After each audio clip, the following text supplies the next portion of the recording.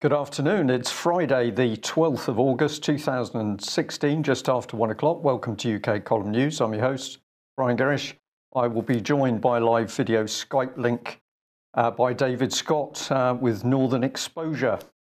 Well, a word on the weather. It seems that summer has returned to quite a bit of the UK at the moment. So we do have some blue sky and sunshine down here in Plymouth. And I think the forecast for the weekend is pretty good. And what can we say? Delighted with that.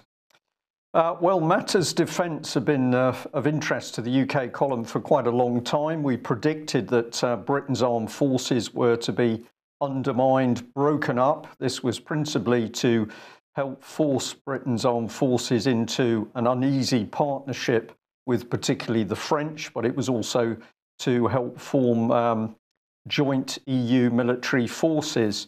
And I'm going to say that the bulk of our predictions over that made 4, 5, 6 years ago have turned out to be correct.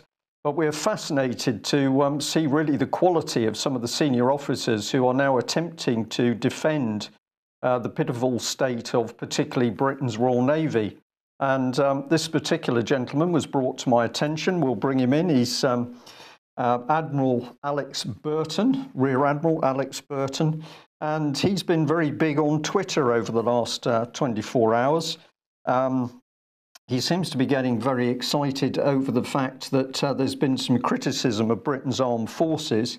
And it's now emerging into quite a bit of the international media that, quote, Britain's Royal Navy is in a pitiful state and is certainly unable to properly support the Americans. That produced some tweets from the Rear Admiral, and he said that we had 3 capital ships with 2 on the way. Now, when he's talking about capital ships, he's talking about major warships of great power and intent. What he's really talking about is troop carriers designed to put the Royal Marines ashore. So this is not huge numbers of troops. In the right scenario, this can be very effective, but very questionable as to whether at the moment we can actually state that we have capital ships. Now, what's interesting about this Twitter dialogue is that Peter Hitchens got involved, and with regard to the aircraft carriers that are still not in service, he said, well, it's more or less, it's no good the Admiral crowing about the aircraft carriers, no planes to put on them, and hardly any escorts.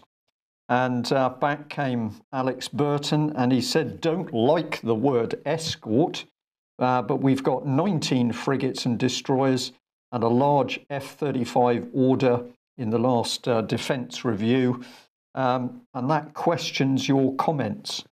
Well, of course, the word escort for frigates and destroyers is absolutely correct, and of course what these ships are needed for in one of the most prime roles is actually to defend aircraft carriers. So we're in the position at the moment, those aircraft carriers not fully built, not in service, don't have the aircraft, and even when the aircraft arrive in 2017-18, of course, it's going to take at least another year for those crews to be trained up to operate them. And the Admiral seems to have forgotten that the Type 45 frigates are not able to deploy because they don't seem to work in warm water. Well, let's have a look at the Twitter page again, because I think it's worth having a look at. He says he's commander of UK Maritime Forces, husband, father, warrior, and sailor. And I don't know if I'm the only person here, but I'm slightly concerned about the way this senior officer sees himself. He's been promoting some very dubious analysis on the invulnerability of American aircraft carriers. And just to be a little bit professional here, very powerful ships, but they need their escorts in order to make sure they're fully protected. So at the moment, UK is struggling to get its carriers to sea, and there are no aircraft. And this tweet from the Admiral, I think, deserves the prize, because it says, with a picture of cars in an early morning traffic jam, presumably from 9 to 5, what you need to do is join the Type 45. And we'll just add to that sorry, that it's a shame that they don't work in warm water. So we'll bring in David. Of course, the Royal Navy has been bringing a huge amount into the economy north of the border. I'm going to catch you on the hop here, but how do you see things going now that Nippy Sturgeon is running around in Europe trying to see whether they'll still support her? Is she going to support the Royal Navy? Well, no, because Nippy Sturgeon wants her own navy. She doesn't want to be part of the UK and will do everything possible to break it up. I have to say, as someone who's not got any military background but has looked at the history of these things just to quite some extent, I've been astounded at the decisions that have been made regarding the Royal Navy, scrapping the carriers before new ones are serviceable, scrapping the Harriers before we have a replacement, scrapping the maritime patrol aircraft. It looks, even from an uneducated, non-service background, utterly incompetent. I can't imagine that Nicola Sturgeon will improve this situation. I don't think she will, and of course you raised some good points about her recent trip to Germany, which we'll come on to a little bit later in our news today. But fascinating times. Incompetence seems to be coming in everywhere, appearing everywhere. We've got a breakdown of public services, an inability to do things which as a nation we used to do very well many years ago. And I also know that you're going to be talking a little bit about this with the Cloward-Piven scheme or psychology later in the programme. But just give us a taster of what that is about. It's a doctrine of breaking down a nation state, is that right? Yes, this is tied into George Soros, it's tied into Saul Alinsky, and it's tied into the Frankfurt School of Cultural Marxism. And the objective is to destroy the society so a new socialist, communist society can be built in its place. And it does this by overloading and breaking down things such as the welfare state as a matter of policy. And the poor are used to achieve this. Now it's all sold as though it's been done for the poor. It's nothing of the sort. They have simply been used to achieve a political end.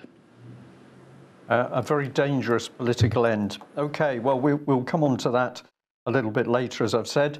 But we're going to get straight onto the subject of how do you get into a nation state? How do you control politicians? How are Britain's MPs being controlled, and why are they doing the dirty work of people who are quite clearly hostile to the basic nation state of Britain? And in that I'm including, of course, Scotland, Wales, Northern Ireland and England. Well, the subject is the abuse of children, and I'll pop this one back on screen because I stand by this. Why do we keep banging on about child abuse? Because this is the engine of the criminal, perverted Westminster elite. And if we get to grips with what's been happening with our children, we will be able to identify the criminals who are currently running the country, and we are going to be able to improve the country. Now, we're not just talking here about Westminster, because of course we can follow this story north of the border. And I'll recap here. We did bring this up on screen the other day, but we've got some really excellent letters that have been written principally by a lady, member of the public, but she's got straight to the point. This is one letter that she's written to Jack Murray, who's the Child Protection Policy, Children and Families Directorate, quite a mouthful, but a man who is essentially in charge of the protection of children in Scotland, and she takes him to task. But of course, the same lady has also written a letter to Ms. Sturgeon. Now, it's quite long, but I'm going to ask people to stay with me because this is really a fantastic piece of text where somebody has completely nailed Ms. Sturgeon and the Scottish Government. So it's an open letter. It's your refusal to uphold the rule of law. It says, "Thank you for your acknowledgement to my letter received by you on the 5th of August 2016. The hounding of the Docherty family, which was unlawfully instigated by Police Scotland after Brian Docherty reported a man who offered him £25,000 for access to his 4-year-old autistic son, continues. The 4 Docherty children remain in care in the Republic of Ireland. Their perfectly sane parents are remorselessly pursued with a view to sectioning them, brackets, shades of the old USSR. Scottish institutions sink further and further into a mire of corruption as no attempt is made to remove the rogue elements busily engaged in debasing them, and you indicate by offloading the responsibility onto other less potentially effective shoulders that all this has nothing to do with you. Are you happy to be presiding over a country where the powers of law enforcement are conferred, in the words of prominent Scottish journalist and supporter of the SNP, Kevin McKenna, as a feral and out-of-control police force, which, armed with guns and accountable to nobody but itself, is running amok, which, far from maintaining law and order, has apparently entered into a criminal conspiracy with a foreign government to attack those whose lives and property it is paid to protect? What kind of independent Scotland do you envisage? Is it one where the rule of law no longer holds sway, where criminals masquerading as police officers terrorise the population and children can be stolen, screaming, from their parents by virtue of fabricated concern reports? Please note, once again, Janice and Brian Docherty have never been accused of any crime. No valid case against them has been advanced in a Scottish court. No trial is taking place, or indeed likely to take place. You would not, therefore, be violating the separation of powers should you choose to intervene on their behalf. You would simply be upholding the rule of law and the right of law-abiding people to be left in peace. Again, there is no evidence beyond unsubstantiated allegations elicited by Police Scotland and dismissed out of hand by an inconveniently honest judge in an Irish court to suggest that Janice and Brian Docherty are anything but irreproachable parents. Indeed, the appointed guardian ad litem has written to them as follows: "From my own perspective as a children's guardian ad litem, I can assure you that I believe and have informed the court that you have 4 wonderful children whose presentation abilities, sensitivity, and care for one another is testament to you both and the loving which you've provided to the children. You should therefore only be endorsing this lady's unbiased professional opinion you would therefore only be endorsing this lady's unbiased professional opinion should you intervene with the Irish government to restore the Docherty children to their loving parents. You know, and the Dochertys know, and those of us who have been writing to you on behalf of the Dochertys know, that there is no lawful reason for you to refrain from offering this lady your assistance. Please stop spinning the line. Yours sincerely, Gillian Swanson."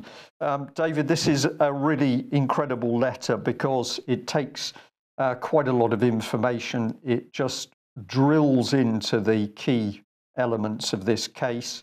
Do you expect Nippy Sturgeon to respond? It will be the line. But it's beautifully put, and I think that letter's fantastic. One of many fantastic letters that have been going in from many people to the authorities, and pointing out that simply saying, well, I will point you in the direction of the complaints department for X department is not good enough. There's clear evidence of criminal wrongdoing. To do nothing is to endorse that criminal behaviour, is to protect that criminal behaviour. And the nothing that we're getting from Nicola Sturgeon and so many others, including Enda Kenny in Ireland, is simply unacceptable from a point of view of lawful conduct. Right. Good news. We have got some movement, I believe, with, well, information that's coming in about the case itself. Now, I know some of this is very sensitive and we're having to protect identities of people giving us information. But can you give us a little bit on the latest with regard to help from the public? Yes, we are getting quite a lot of information.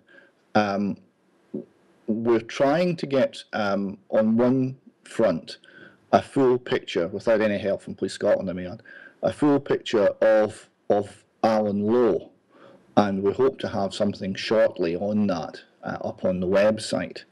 And we're also unpicking the relationships between some of the other players in this story. It is now known to us, for example, that the policeman named the designated perjurer by the Dochertys, who appeared in Ireland to give evidence against them. This is a policeman they'd never met, who'd never met their family. And he stood up and he recounted how delusional these people were, despite that being also out with his professional competence. Well, he is also in the same office as many of the other players. We're talking a friends network here, operating on one level against the Dochertys. And we're starting to make those links between the individuals. But on a much larger scale, we have had shocking testimony come in to us from well-connected people that has substantiated essentially every single allegation that the Dochertys have made. It has substantiated their worst nightmares about what was going on when there was excavations on that estate. It refers to bodies, it refers to the disposal of bodies, and it is stunning evidence, and we're looking to add to this, and there will be more to report in weeks and months to come. Okay, right, thank you very much for that. And one of the themes really that we can say in these investigations is that it's quite clear the public is now starting to move. Individuals are prepared to start asking questions and write letters. And of course, this is really what is essential in order to bring our politicians and people who are in control of this situation to book. Well, let's just remind ourselves that problems with children are not restricted to UK, but I've just dropped in this particular report because it's pointing out that the Anglican Church is under huge pressure. This is in Australia, Newcastle, but we've got exactly the same thing, that a policeman trying to investigate the sexual abuse of children connected with the church has been harassed and attacked. David, I think you know a little bit about this one. Well, it was interesting. This was a church officer, in fact, who was charged with investigating, became the target of home attack. Now, this is again something that we're seeing a pattern. One part of the pattern is if you ask the wrong questions about the wrong people, we will target your family. Not you, we'll target your family. Now, this can be in terms of home attacks, in terms of violence, or in terms of using social services to seize the children, a common threat, one that your policeman John reported as a threat that was made against him.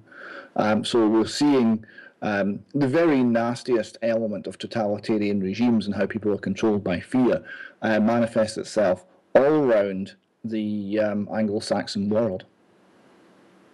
All around the Anglo-Saxon world. And how interesting, isn't it, if we think back, and we're going to be talking about the child abuse inquiry in a minute, that of course we had Ms. Goddard brought in from New Zealand, but she didn't last long. Well, just to reinforce this point that this stuff is going on in Europe, it's going on overseas. This is a very brave lady, Roly Post, and this lady was working for the European Union. She was tasked to go into Romania to look at conditions in the children's homes, and she quickly discovered that actually Western world was being told a lot of untruths about what was going on, and they certainly weren't being told that children were being taken from these orphanages and trafficked for abuse. When she tried to do something about it, she was threatened herself. She later lost her job. and she produced this book, which I'd encourage people to get hold and read. I believe it's available as a free PDF now on the internet, Romania for Export Only. And this is the story of this lady and a very brave lady colleague when they tried to do something about what was happening with these children.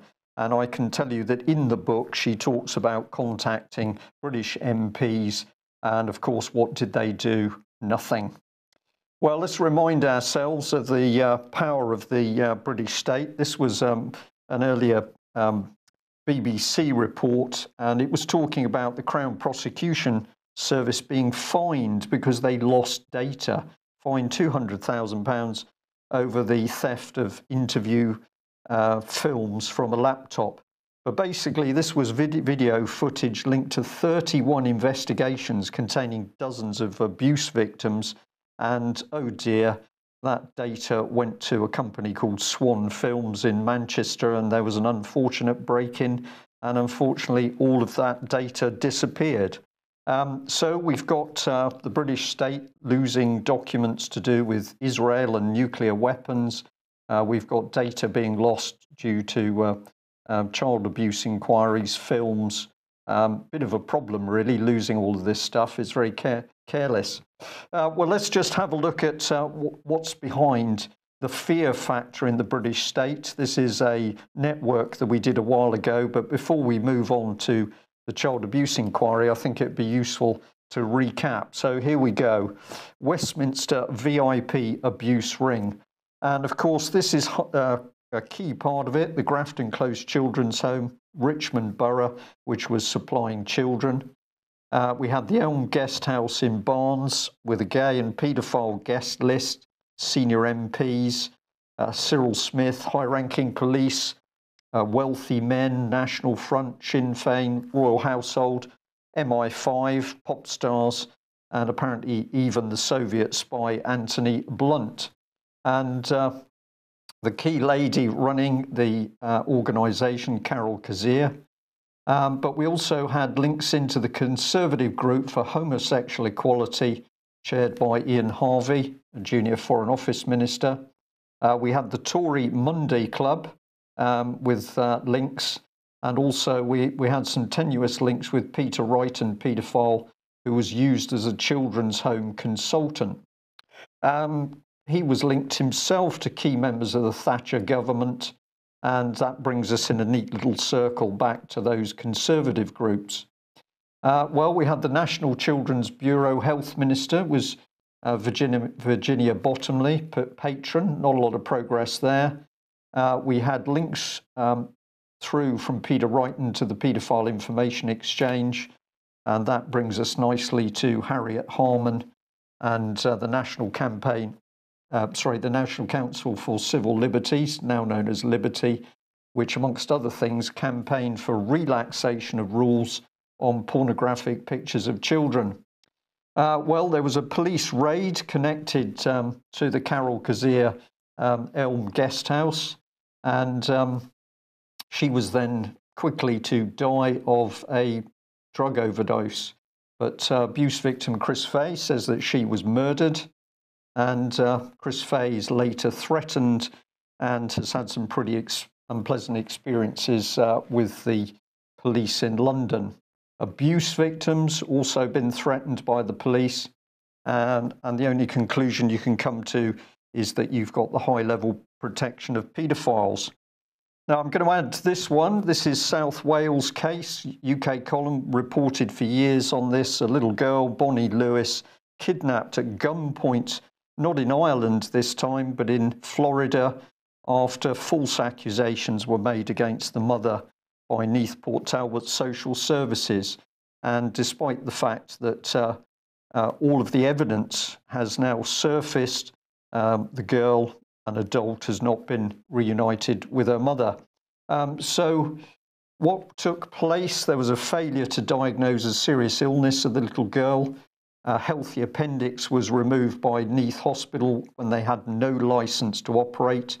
There was a cover-up of a severe post-operative abscess, excessive prescription of drugs. Some of those drugs were not approved for use on children. negligent prescription of oral morphine, incorrect discharge in prescription forms, confused and incompetent hospital referrals, false denial of Bonnie's pain by doctors and social workers, and of course when the mother took the girl to America and achieved a proper diagnosis of Zollinger's disease, Neathport Talbot Social Services arrived with a false passport and the child was taken. David, this one we followed for some time, but of course there are great similarities with what has happened to the Dochertys, because in this case it was when the mother started to point out that outrageous malpractice was going on in the local hospitals. This is when the state started to close in on her, and ultimately her child is taken at gunpoint in a foreign country, aided and abetted by social workers and false documentation. Dochertys in Ireland, there seems to be a pattern to this. I think we might have lost audio, which is a shame. Have we got you? Yes, I beg your pardon. Okay. The critical thing is that the most dangerous thing you can do in Great Britain is to tell the truth about the authorities. Okay. Thank you for that, because this is exactly it. So let's bring in Jersey, Haute de la Garenne. And we've got here, at the time, it said police set to question 13 celebrities, politicians and sports stars in investigation into historic child abuse on the Isle of Jersey. We put over the top of that, spot the key words, historic, they're just allegation, but they're celebrities and famous people. And we now know that alongside our very brave Metropolitan Police whistleblower, the police who were initially brought in to investigate and were convinced children had been abused at this location, they were later vilified and removed from the job. And this is a example, Brian, is of course. Can we come back on screen, Theo, please?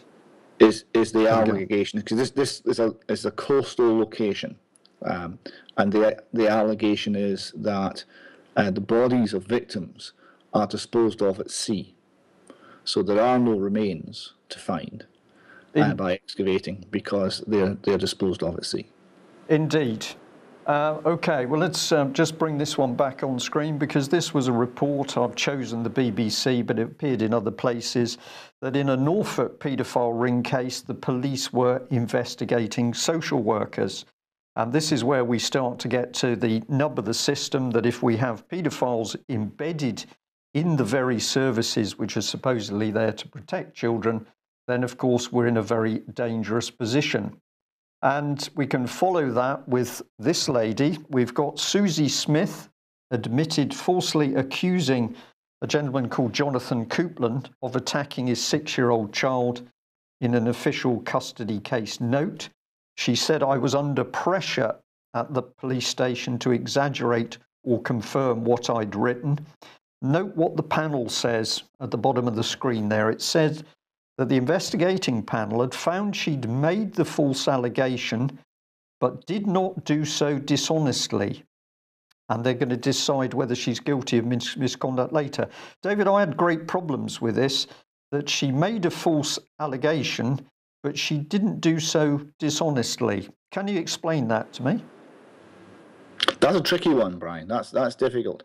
I had a similar situation with in a business dealings with the Clydesdale Bank in Scotland, where their manager was lying to me as a matter of policy. And when I raised this with senior managers within the organisation, they said, well, what do you expect us to do? You know, what other policy could we possibly follow? I did suggest that thou shalt bear no false witness would be the policy. And the line went very quiet for a while after that. Is this a situation where we no longer have any idea of what truth means? Have we lost all sense, at least in government circles, that there's anything other than convenience, there's anything other than what fits, what gets the next salary, what pushes the the problem down the road for another mile. Ideas such as there is a thing that is truth and there is a thing which is falsehood seem to be out of favour.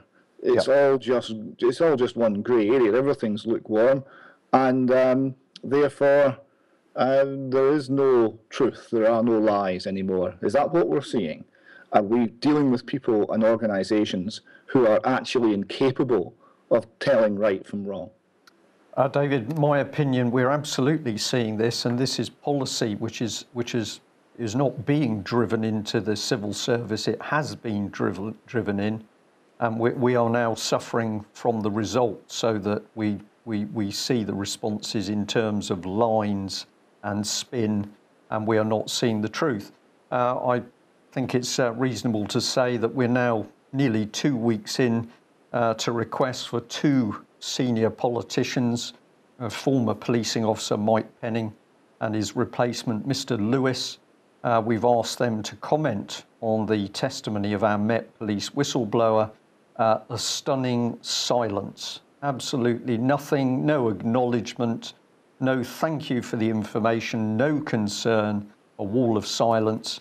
And then from our Home Office to date, we have simply concern, could we tell them at what point in the tape the name Mr. Penning is mentioned? No concern for the little girl dead in the gutter, or the other children being horrifically abused in London, or the cover-up by the authorities. But the only concern, oh dear, at what point was the name of Mr. Penning mentioned? So we'll just push home this point about how the system works. Let's bring in our unfortunate social worker who lied honestly or dishonestly, I can't remember now, but she did lie over the abuse. And she is part of this system, so that we've got social services using historic information, hearsay and perjured evidence to accuse the parents. The local authorities abuse their powers, falsify evidence, and they take the children. The legal teams act as integrated units with social services to persecute the parents. This is quite an industry. The parents, of course, get stressed and distressed, but are affected to fight for their child in a secret court outside of the eyes of the public. The parents take on legal advice from law firms who profit from the case, and the parent solicitor then works behind their backs, collaborating with the local authority and legal team. The children gets appointed a guardian, those guardian ad litems. Now, to be fair, in the Dochertys case, we've just heard that that individual was prepared to say the Dochertys were very good parents, but in many cases we see the guardian ad litem simply doing the bidding of the courts.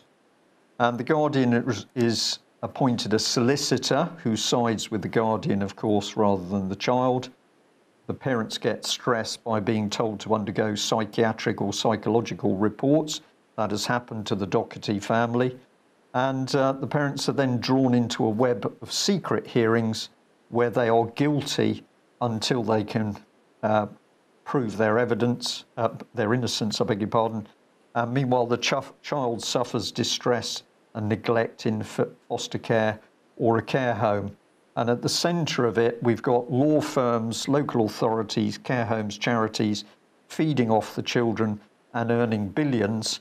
And let's reinforce this picture because, of course, it was the very brave social worker, Carol Woods, who has told us in interviews that she was told to lie by the local authority so that they could steal children.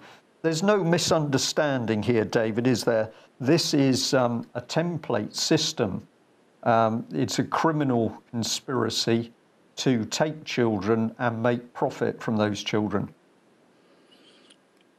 It's a criminal conspiracy at one level, and at another level, it's something slightly different. There's a school of economics called public choice economics, which was developed by two economists in America called Buchanan and Tulloch. And what they showed is that the sort of economic decisions that people make when they're in the private sector are mirrored by decisions they make in the public sector. So all of the things that they say about how it's all for your good, the public sector is there to serve you, and all of the chit-chat that you get, that it's a public service and that it's selfless, is actually not true. Now, what they showed is that you can predict quite accurately what people will do to simply maximise their own personal advantage. So when you're looking at something like a public service that provides childcare or security like the police or healthcare, then what the agenda is to maximise the amount of public resources that are captured for that service. But because there's a disincentive to work, because people are naturally a bit lazy and will try and have an easy life as they possibly can, there's a corresponding attempt to minimise the amount of actual childcare or healthcare or safety that you provide. So you get to a situation where we pay more and more and more, and we receive less and less and less, as anyone who's had their home broken into recently will probably attest. So you have a huge publicly funded massive state where people are making individual choices to benefit themselves that mitigates very much against any sort of fair treatment for the ordinary man or woman in the street. And on top of that, and utilising that, there's a far more insidious criminal conspiracy where people are very much involved in the very worst criminal activity, be that fraud, be that murder, be that abuse of children, or be that quest for political power using all of the above. Yeah.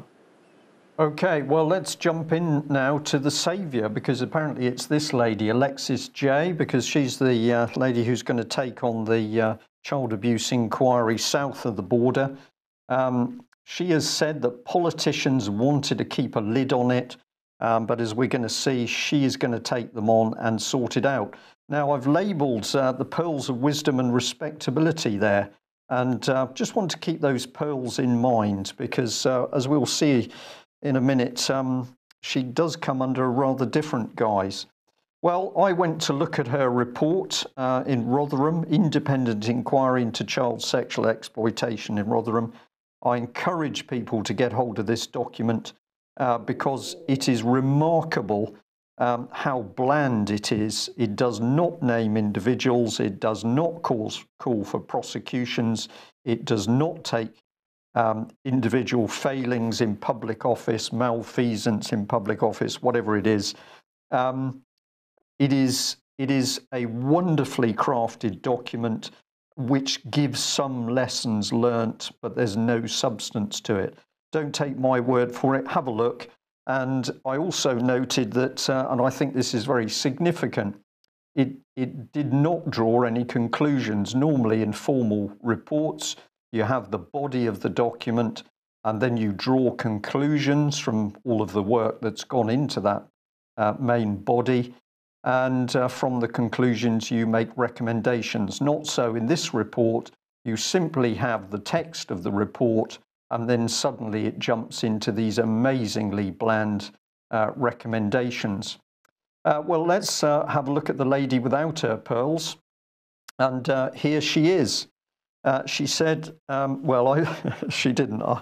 I decided to say this is the reality, that she decided to keep her Rotherham report clean. No names, no recommendations for police investigations and charges to be brought, no conclusion, no worries.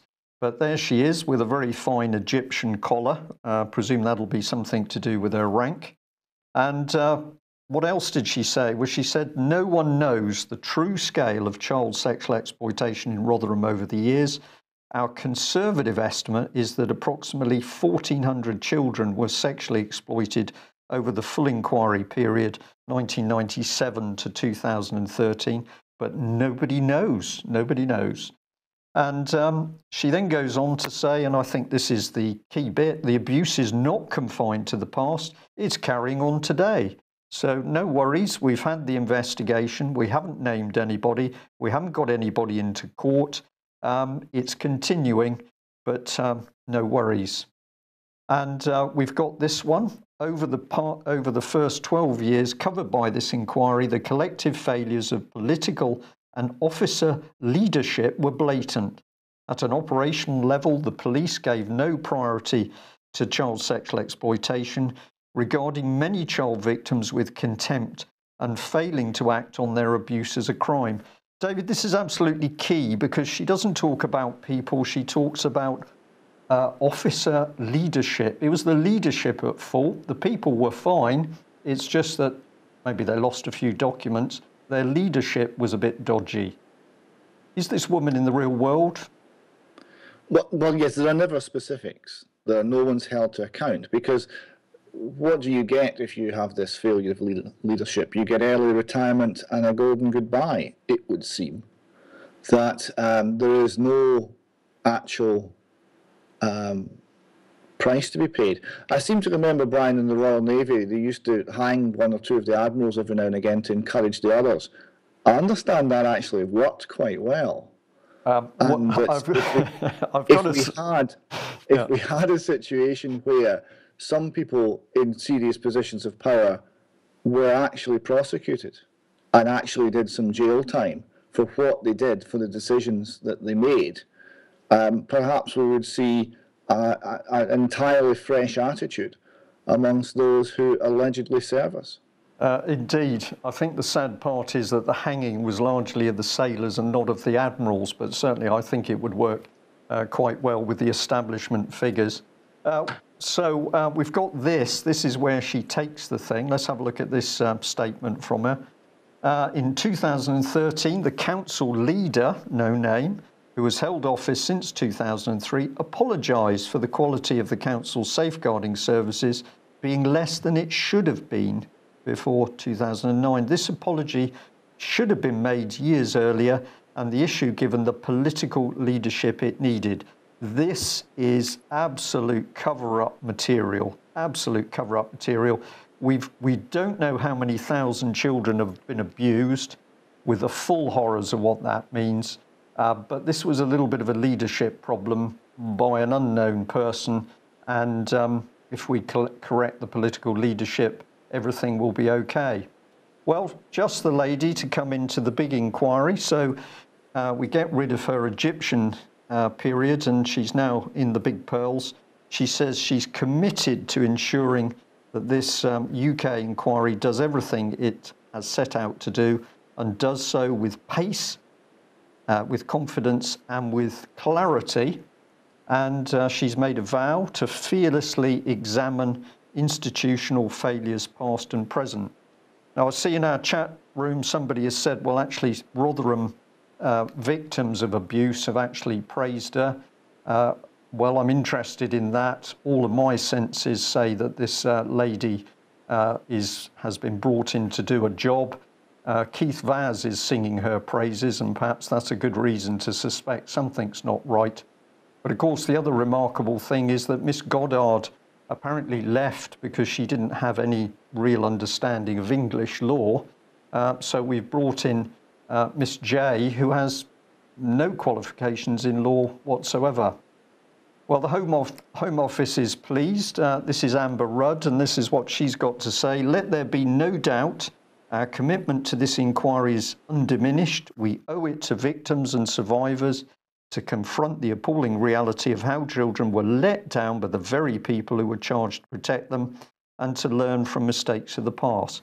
And this is the same Amber Rudd who runs a department, I think, of some 15,000 people that were unable to listen to the Metropolitan Police officer's testimony until we sent them their own special copy for somebody, an unnamed individual, to assess that.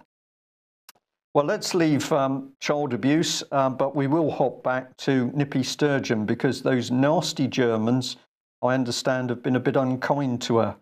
You've been following her on her tour of, well, where's she been? Berlin, I think it is, David. Well, she went to Berlin, and the embarrassing thing was all of the major politicians in Berlin had left. And there was really no one there of any stature to meet her. So she was interviewed on German television, and the first question was, Ms. Merkel's not meeting you, the Deputy Prime Minister's not meeting you, the Head of Finance isn't meeting you, the Foreign Secretary's not meeting you. Do you feel you're not welcome in Germany? That was the opening question, and it went downhill from there. So yes, Nicola's attempt at being a world stateswoman is still rather struggling. Yeah, well, I'd have to confess I did take the snapshot from the video, and I did capture her with her eyes closed, but perhaps she is actually blind to the realities of the politics she's now got herself into. But there is good news because, of course, exclusive reports that you found for us here that she's now joined the French resistance. What's going on?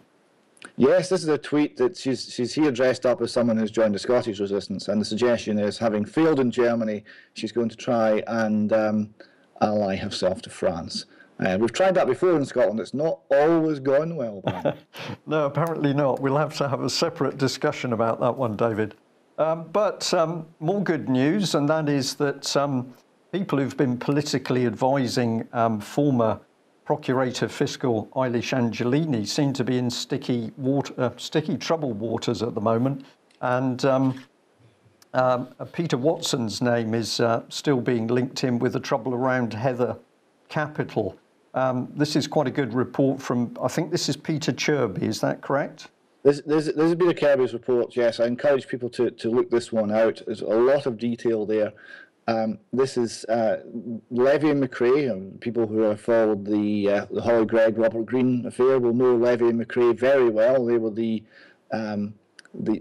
key law firm in Scotland when it came to silencing media. Levy and McRae and their former partner and now suspended judge Peter Black-Watson are both still on the line for a very large multi-million-pound claim by the liquidators of Heather Capital. So that's going forward. It's going forward to proof stage. We'll watch this one very carefully. It's going to be interesting. Yeah, it's a bit of a shame that that senior legal man, Mr. Watson's been caught up in this, and of course he was a judge as well. But we'll wait. He was. He had to be suspended as a judge. He offered to stand down, but Lord Gill uncharacteristically said, "No, that's not good enough." In order to maintain the high standing of the Scottish judiciary, he required to be suspended. So that's pretty bad, Brian. Pretty bad indeed. Now, more good news, because you're telling us that the Catholic, or elements of the Catholic Church, have decided that they're not very happy with the named person scheme either. And so we've got this little report here from the Diocese of Dunkeld. Where is that actually? Well, that's in the where I am. That's the local archdiocese that goes up to as far as Dunkeld Cathedral, and covers Perth and all areas round about. Now, you have to give us the detail, David, because anything north of Exeter is a little bit scary for us. So. Yes, well, it's all of those nice hilly areas that I took you around when you came up to see us some months ago. This is a very interesting issue here because this is 2 years and more into the No to Name Person campaign. They've been through 3 court hearings. They've had a major win with the Supreme Court, and only now is the Roman Catholic Church starting to say, well, actually, this is an assault on family life. We shouldn't have this, and they're encouraging, the bishop is encouraging his parishioners to sign the No to Name Person petition. So that's a very major move forward as we get one of the main churches now backing this campaign. Still no word from the Church of Scotland. They seem to believe whatever the Glasgow Herald tells them to believe, as far as I can tell. But we have hope that maybe they will at one point see the light and realise that fascism is not something that's compatible with Christianity. Yeah. And we are really encouraged by, well, the quality of material that's coming out, other people really focusing on what's happening. We mentioned the Alice Through the Looking Glass, Alice Moore blog spot yesterday. Several people said, can you give us the address for that? So it's on the top of this screen if you choose to freeze it. But the article that you picked up on was, I was intrigued by the Express article, revealed that New Zealand had abandoned the Gerfect Light scheme after branding it useless. Yes, this is very interesting. That New Zealand, which is a country made up mostly of Scots who learned to win at rugby, and of a similar size to Scotland, very similar makeup in many ways. They had a Gerfect-like scheme, which was to watch people and introduce services and to sort out their lives for them, courtesy of the state. It was branded useless, but very interestingly, the minister responsible in New Zealand wrote in the margin of the proposal document containing this policy, "Not on my watch. These are children, not lab rats." Now, New Zealand is very fortunate to have a minister who's still able to think with that degree of clarity. We don't have anything approaching that in the SNP administration in Scotland, I'm afraid. They are no longer able to identify the difference between children and lab rats, but we're trying to educate them, Brian. Okay. All right. Well, look, let's. We've got a couple of minutes left. Let's just bring in the subject of agendas which are changing society, and this is your Clyward Piven report here from discoverthenetworks.org. Yes, I didn't know about this until this last week. This is dates from 1966. It comes from Columbia University. Two people at Columbia University by those names. Now, Columbia University, interestingly, is the university to which the Frankfurt School cultural Marxist cabal fled when they were thrown out of Germany with the rise of the Nazi Party. So they went to Columbia and they took all of their ideas to Columbia, and they didn't return to Germany until the late 1950s. So you see these ideas having taken root in Columbia now coming back out. And what this policy was to destroy the society, destroy Western society, destroy the welfare state by overloading it with demands so that the entire system would break and the economy would break and they would destroy capitalism by that subversive means so that they could build their communist utopia on the ruins that they would have created. So it's a very interesting read. It looks at how policy decisions were made. They were backed by George Soros, amongst others. They were using ideas from Saul Alinsky, and it was couched in terms of protecting the poor, but what it was actually about was destroying society. The poor were merely pawns in this strategy. Right. And of course, we got many other indications that these malicious political agendas are what's causing the problem in the country. We've only got to look into David Cameron's Big Society, based on the works of Marxist Saul Alinsky, to see that it's pretty obvious what's going on here. But this, of course, is a cross-party agenda. The party differences are simply part of the puppet show for the public, but the real agenda driving through in the background. We're now at the stage still of children being stolen. Okay, well, let's bring in good people. I think it's appropriate to remind ourselves that there are good people out there who are prepared to take risks to do the right thing. And this lady, Bethan Jenkins, one of the Welsh Assembly members, is very much in my mind because this lady has been prepared to take on colleagues in the Welsh Assembly to get to the truth of the Linda Lewis affair. And she quickly found, of course, that she had some pretty aggressive responses from her political colleagues, and indeed was not too impressed by the attitude of the local South Wales police. What do we need to do? Well, when good people appear, be it the Metropolitan Police whistleblower or Carol Woods or this lady, we need to see the public support swing right behind them. And we'll end on the fact that the public is using its wise eyes to see what's going on. And David, you found this picture of one of your Scottish colleagues, I think, which would just pop on screen. This is the great potu bird, and I spotted this on a tweet. I thought the best tweet of the year, and the tweet said, we should nominate the great potu bird as the official animal of 2016, because it really sums up the spirit of the thing. Yeah, excellent. I encourage people to go and have a look at, you should be able to Google this quite easily and find a site with quite a lot of detail about these birds, and pretty interesting they are too. Well, thank you very much for joining us, David. As always, we're going to stay on the case of what's happening with UK's children, because if we do that, we know what our politicians are really up to.